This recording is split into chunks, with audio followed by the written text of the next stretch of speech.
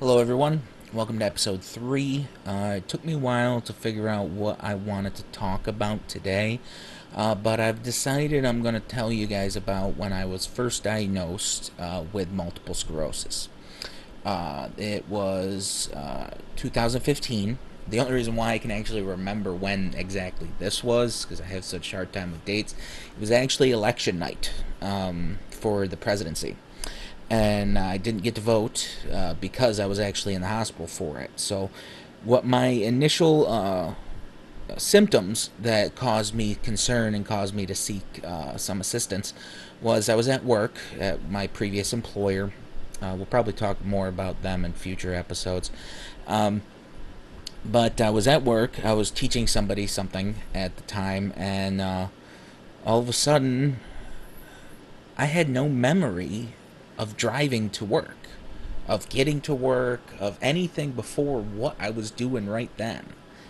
And that was really frightening to me because I have pride myself as having a good memory. You know, I memorize episodes of TV. I've memorized scripts, songs, the theater, and all that good stuff. And my memory was always so great. I had no problem with it. So to have just a blank space was scary, was frightening to me. And so I was like taken aback. I went outside. I was dizzy. I had trouble walking, like just finding my footing, and my balance was off, and I was swaying kind of like this even when I was just sitting. I couldn't find like I couldn't understand it, and my whole left side of my body, I didn't feel really anything, or it didn't feel right. It was like something was wrong with me. So I went downstairs, and fellow people who I worked with, they noticed what was going on as well, and they suggested we call an ambulance. So we called an ambulance out of fear of maybe I was having a stroke or what was going on. I needed some kind of answers as to what was happening to me.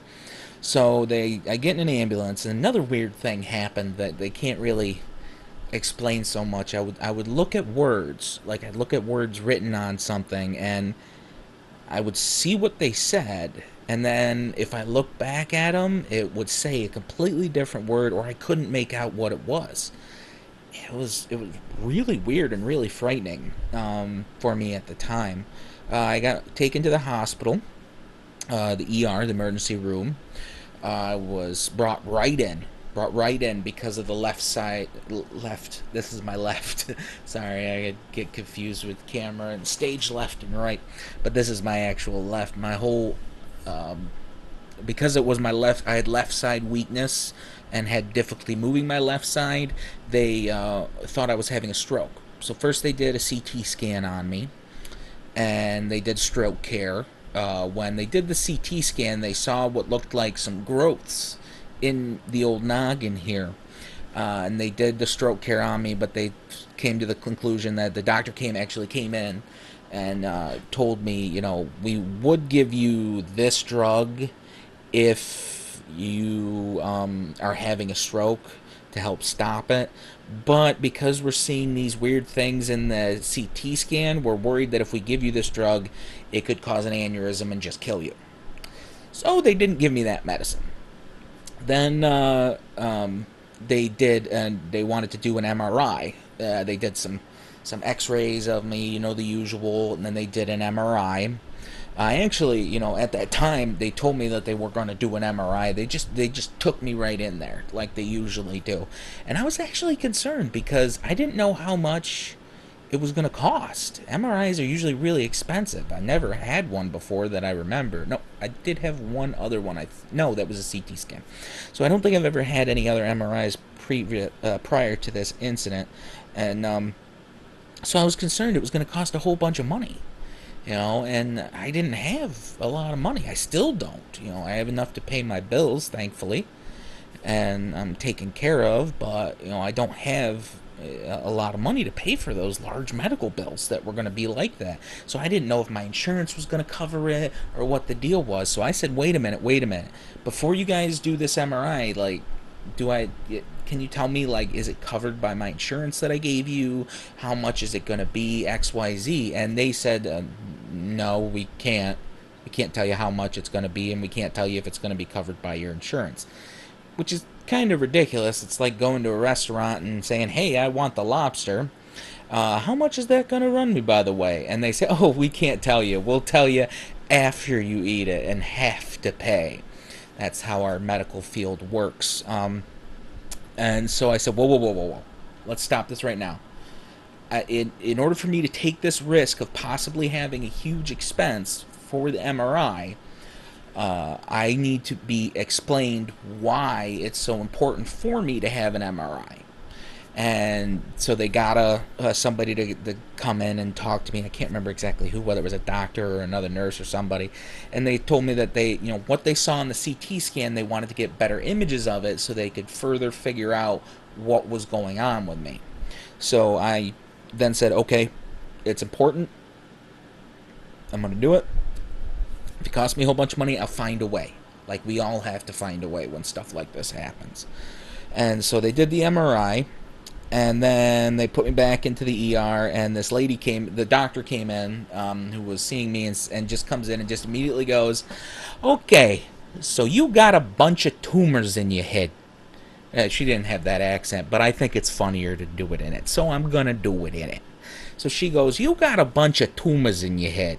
We don't do chemotherapy here, so you'd have to go to upstate for that.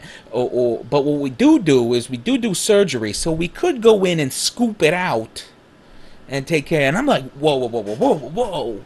I've not even been in the ER for not even 2 hours at that point in time, and she's talking about cutting open my head and looking at all this stuff and taking pieces out of me.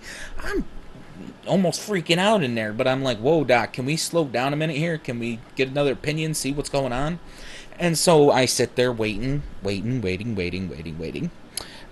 then all of a sudden they tell me I'm going to be admitted, is what they tell me. So somebody else came in and said, yep, you're going to be admitted. And I said, well, why? Why am I being admitted to the hospital? And I said, oh, well, it's because the ER doctor is actually leaving. It's the end of her shift. And before she ends her shift, she has to decide whether to admit or not admit any of her patients. So she said she was going to admit you. And I'm like, okay. Now I'm being admitted to the hospital, which is even more expensive than just an ER visit. So I'm like, what the heck? Is there something really wrong with me? I wanted to know. I wanted to know what was going on. And so they take me up to an actual room in the hospital. And I'm sitting there. My mother actually arrived at this point oh, wait, no, did she? I can't remember. I know my mother was there at one point. Yes, my mother was there. She came and saw me before she had to go to work, I believe, that day. And I can't remember exactly. But so she came to get me, and, well, not get me. She came there. She was sitting with me, and the guy was coming with like discharge papers and acid. They hooked me up to an IV at this point in time. They were giving me intravenous steroids at this time. They said that they think they know what it is and they want to do that to try and help it. And at this point, I'm still not diagnosed really with anything at this point. And so I'm like, whoa, whoa, whoa. I'm like, can someone come in? Can a neurologist come in and explain to me what is going on in my brain? Why am I like this? Like, what is the problem? And so finally, after probably like another half an hour, a neurologist comes in with a little tray and a TV and a camera and well, not a camera, a display for the computer to show me the scans of my brain. And he's showing me and my mother the scans of my brain, and he says, yeah, what we believe you have is multiple sclerosis. And I'm like, what is that? And he explained it to me like I did in the introduction video to you, and he was showing me my scans, which at some point, once I get better at this, I'll actually try and put some of the scans like up here in a corner in a box or whatever, but I don't know how to do that yet, or remember how to do that. I think I did it at some point in time, but I don't remember how to do it. But I'll try and share some of my brain scans with you because I have copies of every single one. And he is pointing out, okay, you got a lesion here, you got a lesion there, looks like there's a big lesion here, lesion there, lesion there. And I'm like, well, what's the size range? Like, what do we got here? And he goes, oh, they run from about the size, smaller than a pea to the size of a golf ball. And I'm like, golf ball in my head? And what is it? And he's like, oh, it's scar tissue. That's why your brain can't communicate with the other parts of the brain and everything. And I said, well, what can we do about it? Is there a cure? Is there the only thing I've heard of MS before was, a guy on a news station, a weatherman, who had it, and they thought he was drunk because he was slurring his words. And I didn't have problems slurring my words at that point, so I was like, okay, well, I wanted to learn more about what it is. I didn't know anything. And so he's like, yeah, there's no cure. There is several treatments that we can do. Like what we're doing with you now, the intravenous steroids, that can help calm down a relapse of what you are currently having. But looking at the damage and the scans, you could have had this. You could have had this issue for anywhere from 5 years and up, basing on the size and damage that we're seeing in your brain. And I'm like, oh, great. All right, so what can MS cause? And so he goes through the gambit of all the stuff and what MS can cause and everything. And I said, so what do we want to do now? And the one guy was saying that he wanted me to stay in the hospital for 5 days and get intravenous steroids for 5 days, is what he was saying. And I said, well, is there any difference? Like what about, is there anything else we could do? And he goes, sometimes they do oral steroids. We'll give you a set of oral steroids and you'll go about your day and you'll just take those throughout the day. And I said, okay, well, is there, and then sometimes we don't do anything. And then you go about your day and sometimes it gets better, sometimes it gets worse. So I'm like, okay, well, what's the benefits of doing it? The intravenous, staying in the hospital over X, Y, and Z. And he goes, basically nothing. They all work about the same. Intravenous is good to start, and you've already had 2 regimens of that. But basically, it could work, it could not work. Let's see what happens. So So I'm like, all right, I'm done. Like this. I don't want to sit in this hospital for 5 days. God knows how expensive that's going to be. And at the end of this video, I'm going to tell you how much the bill was that my insurance had to pay, and it's ridiculous. So this is probably going to be a longer video. So if you're still with me, buckle up. So I decided, you know what, I want to go home. I don't want to be here, stuck here in this place anymore. Just give me the oral steroids. I'll take those when I'm home. So we decided to do that, and a couple of good friends of mine came to the hospital to see me and to actually come get me. Thankfully, they were able to do that. They've been a blessing throughout this whole ordeal that I'm going through. So if you got this far in the video and you're watching it and you are those friends, love you guys. So they came to get me, and we went home, and I took those steroids and whatever, and I would follow up with another neurologist. And I wanted to go to a neurologist at this X hospital. Let's not say it that way. I don't have to worry about things, because my father was seen there for neurology. So I was like, okay, my dad goes there, he knows the people, I'll go to that one. So I go to that. Let's talk about the bill actually first. I'll tell you the bill.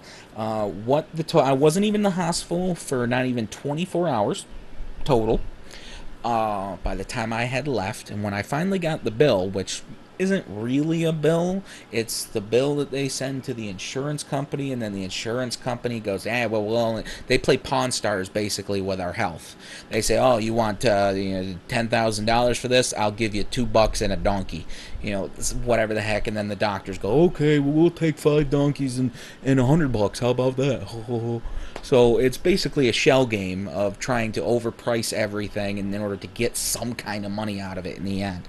So my bill for not even 24 hours, for MRIs, emergency room, being admitted to the hospital, which was a whole nother, couple other charges. Total, it was about a little bit more than $17,000. $17,000 for 2 things of steroids in 24 hours. And I only saw a doctor 3 times throughout the whole thing. I saw once in the beginning when they were doing the stroke care, second time when they said they wanted to scoop out the old noggin, and then third time when the neurologist actually came to see me. I only got to see a doctor 3 times, and maybe for not even 10 minutes a pop for each time the doctor came by. I did have several scans and things like that as well too, and I guess they did some blood tests or whatever. But 17 grand? Holy heck, luckily I had insurance. If I didn't have insurance at that point in time, and the hospital decided, well, we're just gonna, that's what they would have charged me. But come to find out through the paperwork, the insurance company only paid a fraction of that through discussing, and that's how this whole thing works. It's God, it's really a shame that the health industry is like, it has to be like that, or is like that. It's shocking, and to think that, if I didn't have insurance, I'd have a $17,000 bill that I would have to pay. And guess what?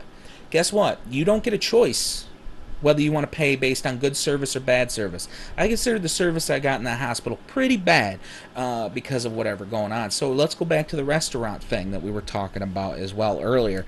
So it's not like, say a restaurant goes, okay, yeah, we're not going to tell you how much your dinner's going to cost until after you've already eaten it. And then when you get the bill comes to you, and holy cow, it's $17,000 for a meal that didn't even last 24 hours, or hospital stay. So, and they go, well, you have to pay this.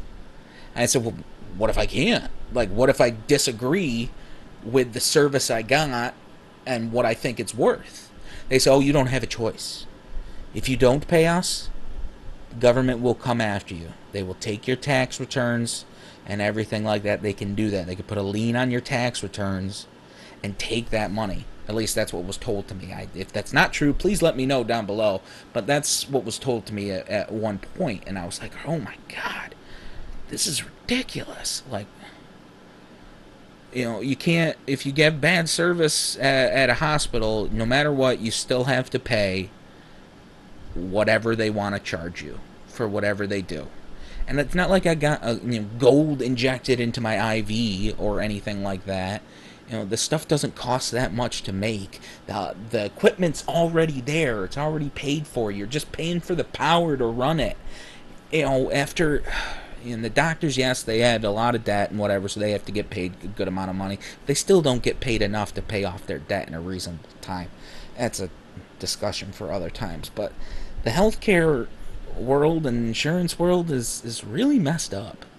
That they can do that. And if you don't pay, they can come and take your shit and take your tax returns, and they can sue you, and you can be put in jail even if you can't pay a hospital bill.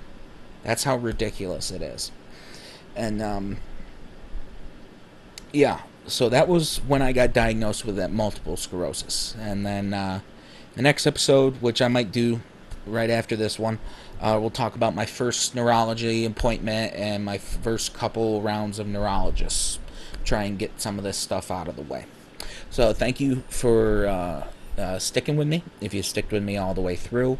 If you have any questions, or if you want to know anything else, or if I messed something up, please feel free to point it out down below. It helps me out. This is basically so if I start losing my long-term memory and going crazy, I can watch this video and remember, yeah, this is when I was diagnosed with them. And yes, it is kind of funny that they wanted to scoop out my brain after only being there for 2 hours. So, you gotta laugh. You gotta laugh, or else you cry.